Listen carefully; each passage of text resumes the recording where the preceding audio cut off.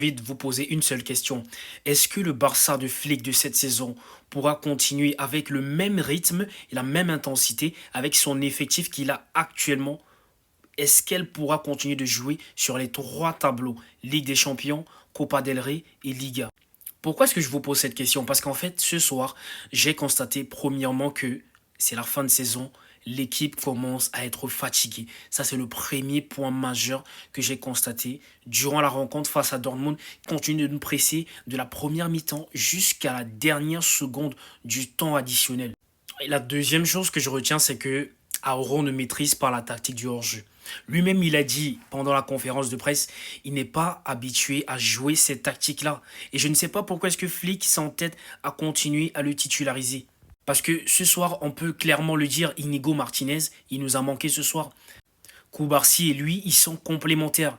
Koubarsi et Inigo Martinez, c'est la paire parfaite à l'axe central de la défense du Barça. Et on a constaté ce soir les difficultés pour Auro de jouer ce hors-jeu-là. C'était carrément impossible. Je ne veux pas reprocher le jeune J. Martin qui remplace Baldé, parce que lui, il n'a pas encore compris cette tactique-là. Il est jeune et il essaye de prendre de l'expérience. Koundé, je peux comprendre qu'il est un peu fatigué. Mais Auro, il n'a pas le droit de nous sortir un match comme ça. Je suis désolé, mais ce soir, son match, pour moi, c'est 2 sur 10. La troisième chose que je retiens, c'est que De Jong ce soir, c'est le mec qu'il faut jamais faire sortir.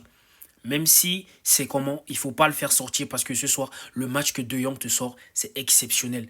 Incroyable, rien à dire. Pedri et De Jong, je le confirme encore ce soir, sont les deux pivots complémentaires au milieu du Barça. Parce que ce soir, Gavi, il ne nous a servi à rien du tout. Pas de percussion, pas de danger, pas de relais entre la défense et le milieu de terrain. Carrément inexistant. Donc aujourd'hui, je peux clairement le dire, il y a une Pedri dépendance au milieu de terrain. Et ça, c'est pas bon pour notre club.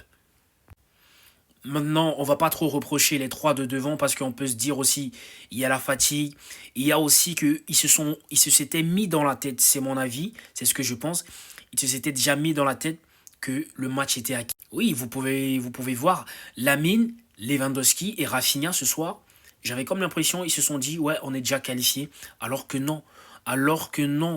Ce soir, le match de Lamine Yamal, très nul, j'ai envie de dire. Pareil pour Rafinha, nul. Ils n'ont pas servi Lewandowski comme il fallait. Et il n'y avait pas le milieu de terrain qui était capable de temporiser et de déstabiliser au moment où il fallait. C'était Pedri qui manquait. Et il est rentré à un moment où il fallait temporiser ce qu'il a fait. Mais sauf que derrière, Dortmund a relancé sa machine. Ça devenait très compliqué de continuer à jouer. Ça devenait très compliqué.